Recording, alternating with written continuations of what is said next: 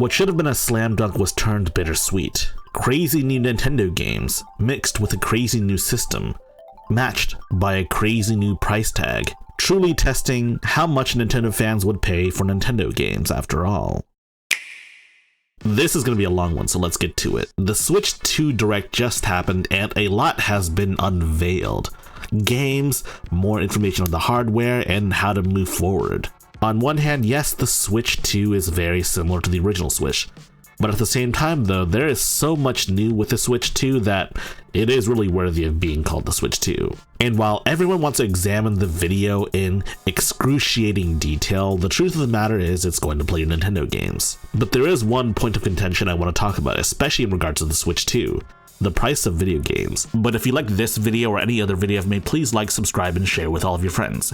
And in the meantime, why don't you check out Off the Console? It's a brand new podcast created by me, Gardner Bryant, and Games Revealed, with guest stars occasionally. And while yes, it's on YouTube, it's also available wherever podcasts can be found, like Spotify or Apple Podcasts. Check it out.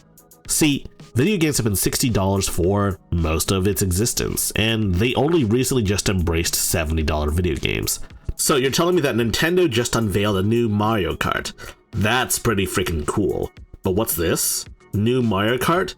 It's $80? This is an especially bold move given what's happening in the economy. And let me tell you, if you had to choose between video games or food, water, rent, or taxes or whatever, then I think it's pretty clear which one has to go first. Gamers only really started accepting the $70 video game. Will they readily accept the $80 video game? And honestly, those rumors of Rockstar wanting to publish GTA 6 for $100, those seem a little more credible now. I am not looking forward to the $100 video game. I'm not even looking forward to the $80 video game for that matter. And on that topic, let's talk about the Switch 2 itself.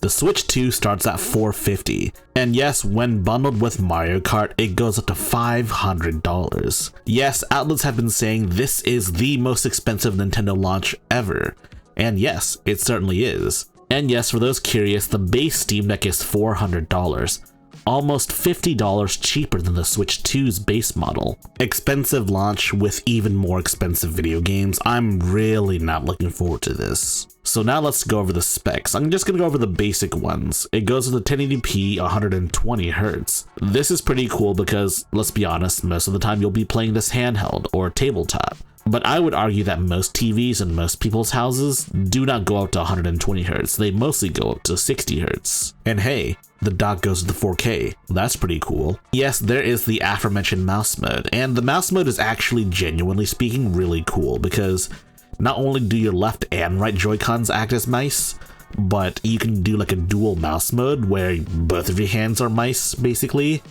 But you can also like rotate your mouse. Like, okay, with a computer, you can move your mouse around, but if you try to rotate your mouse like 90 degrees, it doesn't do anything. But on the Switch 2, it actually does stuff, which I think is really cool, and honestly, I wouldn't mind seeing this functionality come to PC. And yes, you know that mysterious C button on the right Joy-Con? That pulls up game chat, which is basically like Discord, but slightly worse. You can game share with your friends directly, which I think is genuinely pretty cool.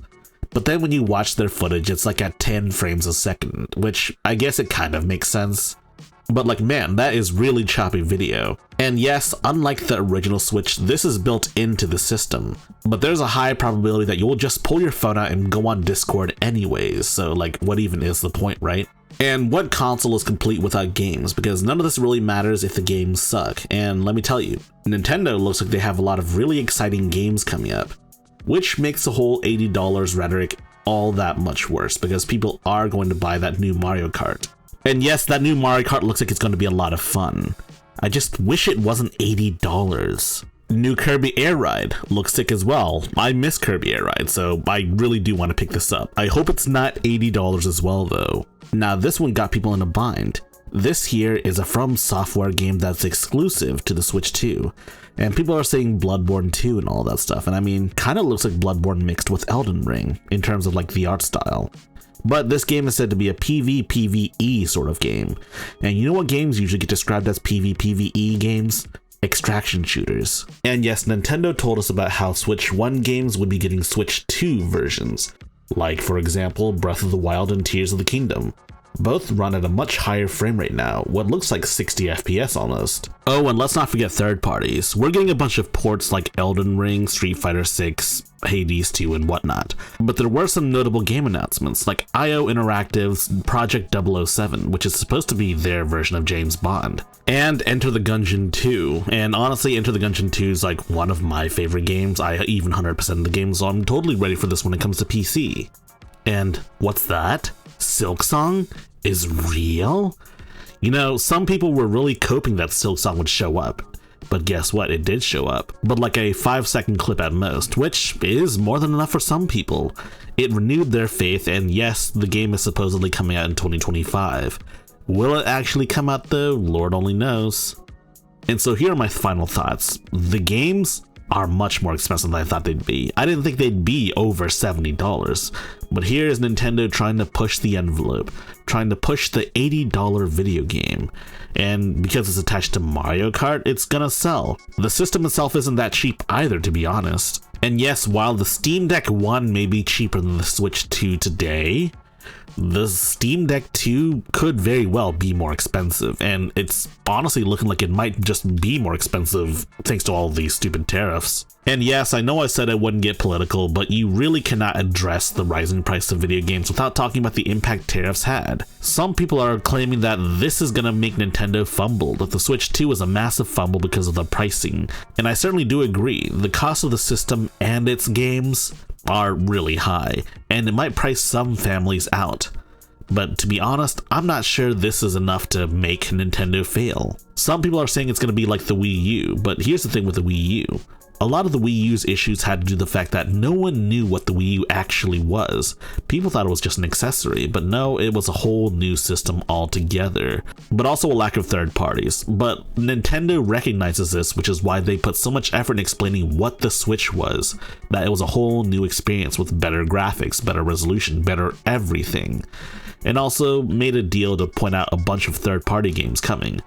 If you like this video, please press the like button and check out our other videos, and if you like those other videos as well, be sure to press the subscribe button and share the good gospel of high-tech lowlife with your friends. Furthermore, we have a community Discord for enlightened individuals such as you. And if you wish to further support high-tech lowlife, be sure to check out our Patreon page. Links in the description.